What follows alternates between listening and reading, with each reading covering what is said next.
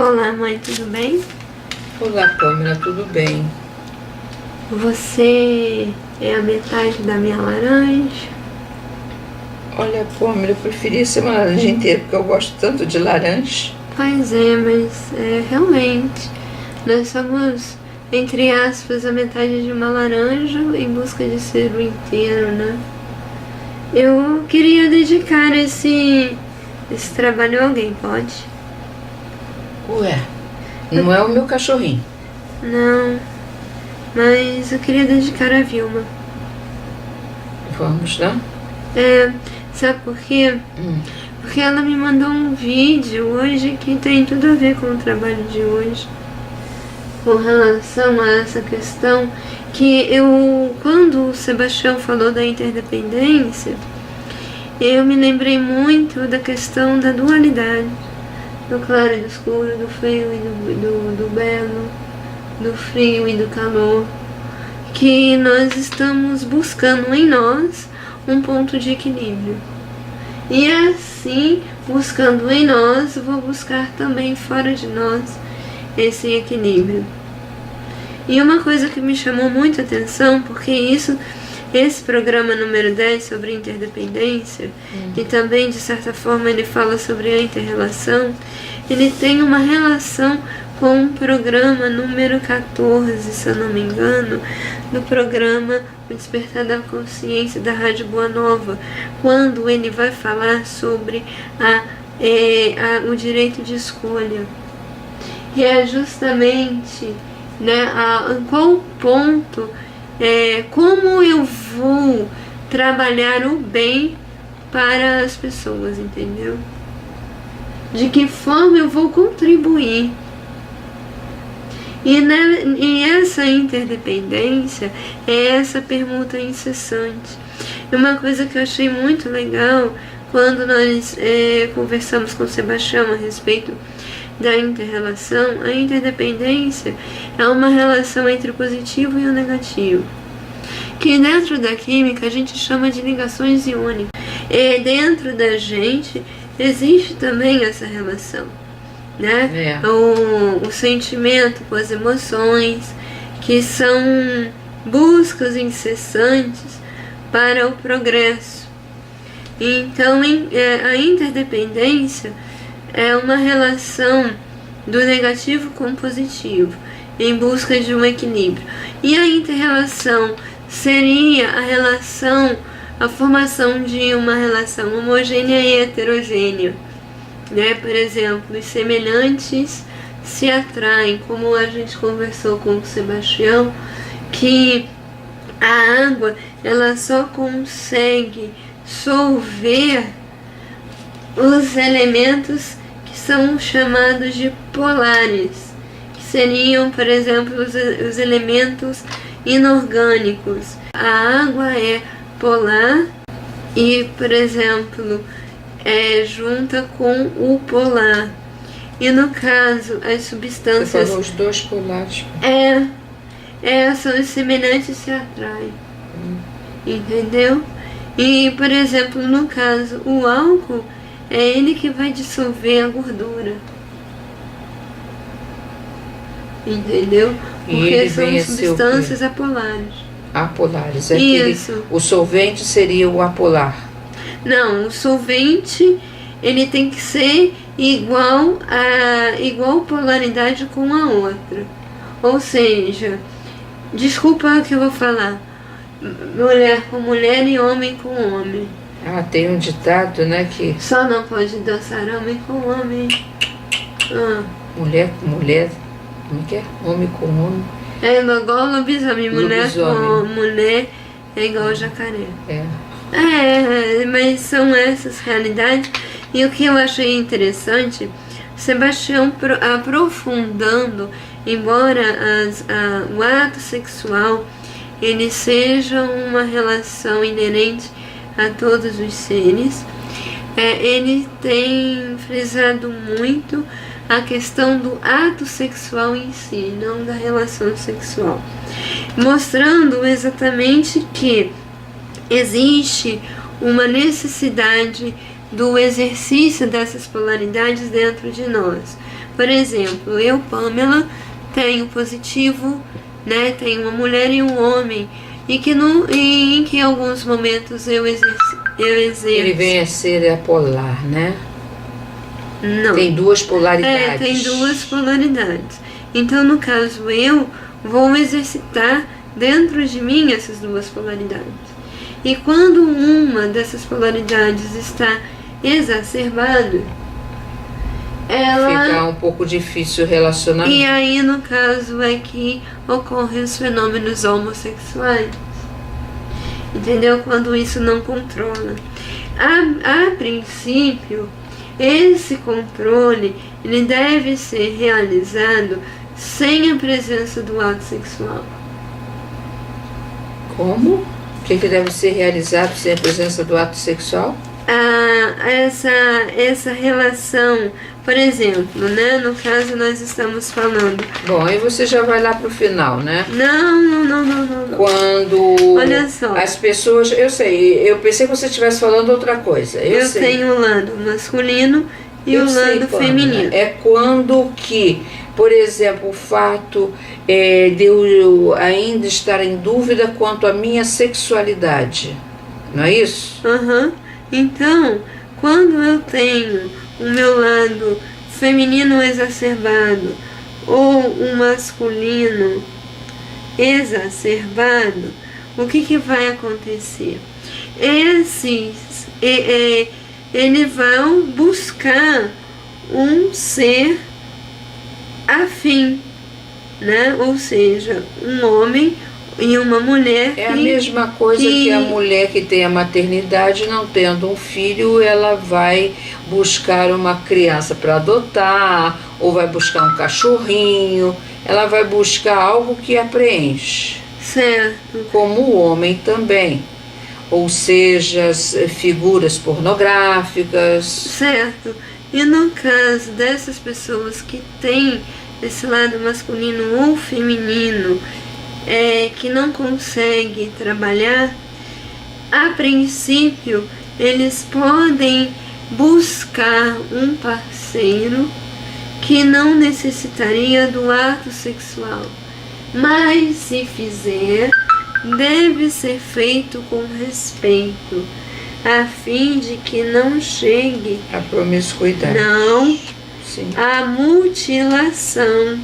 Promiscuidade, eu acho que entra também isso, né? Pode ser, né? Porque no caso é uma coisa difícil você trabalhar com o seu lado sexual que aflora muito, né? Então, no caso, o que nós vamos acontecer? Essa relação, ela tem que ser feita da maior forma possível. Inclusive o seguinte, eu não posso de maneira nenhuma, em qualquer ocasião, julgar o fato. Não podemos julgar condenar nada. O fato, nem seria o julgamento, seria, desculpa, eu falando, seria mais grave possível, seria o lado da condenação. Eu condenar um outro que possa realizar algo que esteja fora do processo. E aí, no caso, eu achei muito interessante esse fato, porque a gente só acha que o homossexualismo estaria ligado ao uso indiscriminado do sexo, mas também pode estar ligado a pessoas que condenem o homossexualismo. E aí, porque você traz a vibração para você, né? Certo, e você... Tem um programa dele que ele, inclusive, ele falou nesse último seminário dele sobre isso. No seminário em Curitiba, né? Ele falou sobre isso. Como assim? Que, por exemplo, se eu absorvo a sua... Como é que se fala? Aquilo que você é, eu trago se eu começo a reparar em você certas coisas, eu trago para mim. Certo, e aí hoje, eu acabo fazendo aquilo que você faz. E hoje ele foi mais profundo em mostrar que isso também ocorre quando eu julgo. Por exemplo, vamos supor, eu julgo seus atos, eu condeno você, tá? Aí, além de eu absorver, trazer para mim aquilo que você quer que, por exemplo, você é isso, você é aquilo, então eu trago para você, e trago para mim, e ao mesmo tempo levo para você meus desequilíbrios. Isso se eu não tiver meu mas geralmente trabalhado. num caso desse a pessoa está em desequilíbrio. Porém, por exemplo, o Sebastião, ele deve alcançar nesses trabalhos pessoas com esse desequilíbrio, né? Sim. E ele, com aquilo que ele busca equilibrar-se, a se colocar nessa vida, eu acredito que ele consiga sair, né? Se não, em alguns fatores, torcemos para que ele em todos consiga. Então, no caso, nós estamos em busca de uma unificação dessa polaridade. A personalidade, ela é uma entidade polarizada. E no caso da individualidade, ela já é una. Eu e o Pai somos um. Ela já se individualizou, né? Ela se tornou a soma de muitos, ela já se... Então, no caso, essa individualidade, ela vai se tornar uma com o Pai. E aí, no caso, é a busca do equilíbrio interno. Então, o equilíbrio interno é você unir a personalidade, ela é polarizada. Isso. E o individual é uno. Certo. E aí, no caso, é a gente fazer o diálogo terno e amoroso com os órgãos que são vivos e educados. 51 com o nosso. Certo. Então, eu acho interessante o seguinte, que quando a gente pensa em polaridade, né, a gente pensa sempre no lado positivo, no lado masculino e feminino, né, essa questão da energia sexual, mas é o positivo e o negativo, né, assim, são várias qualidades. Então, uma coisa até que o Luiz estava falando, Marquinhos ontem fez um trabalho lá no Joana de Ângeles, que o Natal vamos dizer assim, o significado do Natal é esse realinhamento, é a lembrança de nós realinharmos, né, a matéria com o espírito, entendeu? Então, aquilo que é mais ligado à terra e aquilo que é mais ligado para o céu, os valores morais, a fim de não haver diferenças. Eu achei muito legal quando ele fala da união das essências para se tornar anjos e arcanjos. Eu achei interessante que a essência mais nobre vai para uma outra dimensão. A essência das essências, né? Elas vão galgando, mas nós podemos ser essência da essência material também, né?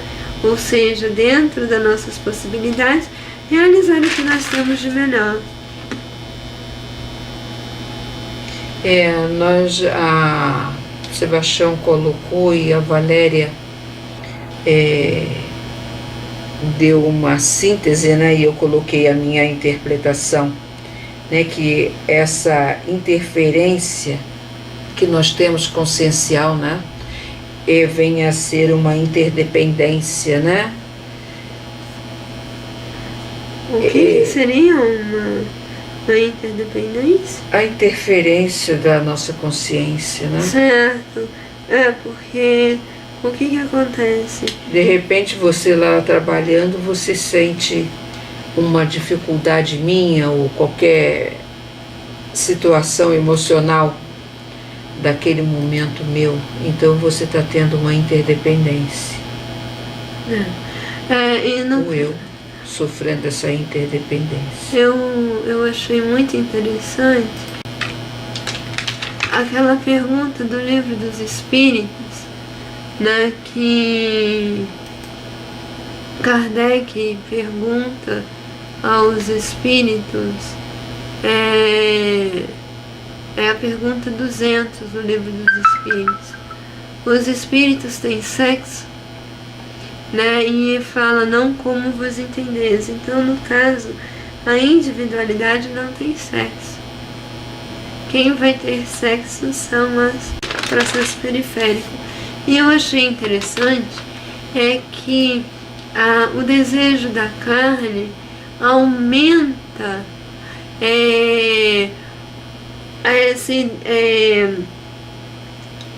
aumenta o libido sexual, né? Eles falam dos alimentos afrodisíacos, já ouviu falar? Já. São alimentos que aumentam, né? Agora eu posso entender não só como é que se fala, a corrente sanguínea, mas também esse desejo, né, por coisas mais densas.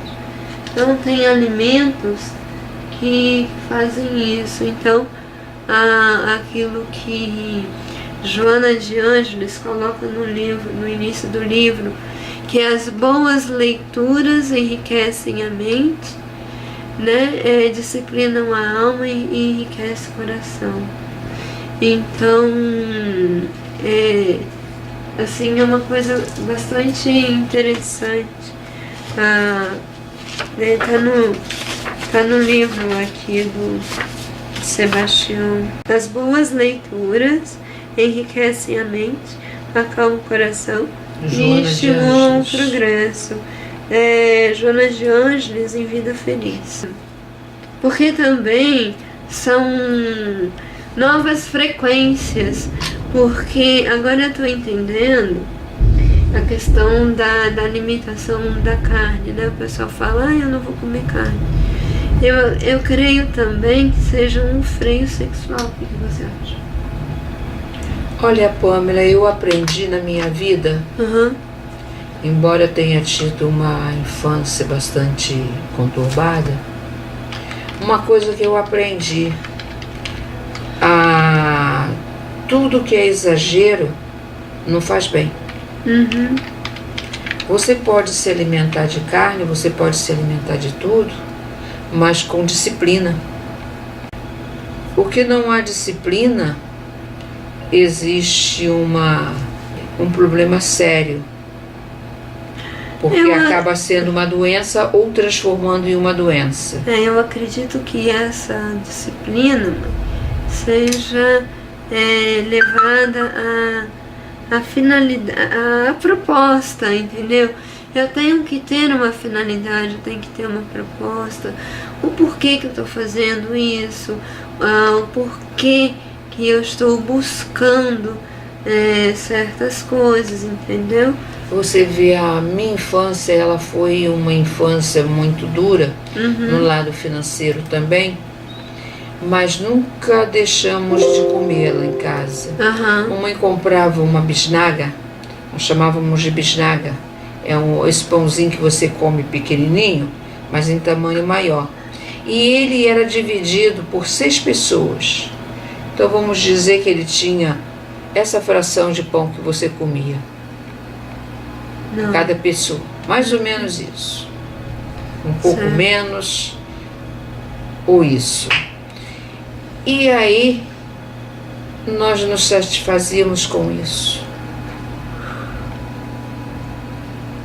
O frango, aos domingos, quando tinha, que mamãe tinha uma granja, tinha um aviário, era um pedaço para cada um, não eram dois. Então a gente eu sabia que o meu quinhão era um. Eu trocava o macarrão, eu trocava o bife de segunda, que ela batia, quando não era frango, era um bife de segunda, que era bem batido, bem fininho, para que nós comêssemos. Eu trocava pela maionese. Então, nós já fomos educados para comer comedidamente. Certo. E é isso, talvez, que o Sebastião, trazido também da sua infância, que também não foi de fartura, né? Ele aprendeu também a comer de forma comedida, e agora, juntando com as consciências desses luminares que o ajudam, que o circunda, ele pode melhor colocar isso. A disciplina. Eu gostaria de falar sobre a polpa da fruta, né, que é um prêmio que você recebe pelo plantio da semente. No caso ali, vale a pena falar que ele falou esse tal do prêmio da protocooperação, né? Você dá uma coisa em troca da outra, né? Então, essa troca, ela vai auxiliar ao outro realizar a mesma proposta. E existem relações na ecologia, quando eu tenho uma relação positiva dos dois lados, eu tenho o que a gente chama de inter-relação. Agora, a gente chama de mutualismo ou protocooperação, ou simbiose, né? Eu tenho também a simbiose. E no caso, eu tenho relações que são positivas de um lado e negativas do outro. O inquilinismo,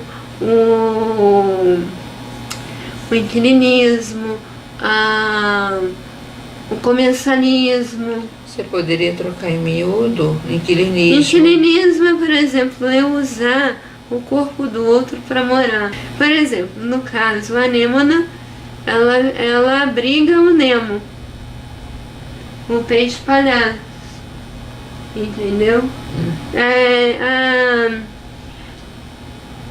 A orquídea, ela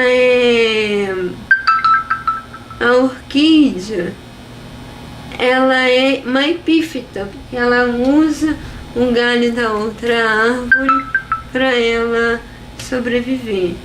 Ela não é um parasita, tá? Diga-se que ela não é um parasita. Mas então a interdependência, como a gente estava falando, um depende do outro, né? E a inter-relação, os dois contribuem para a tarefa. Então a gente fica por aqui, né? Agradecendo e também sempre estimulando, né?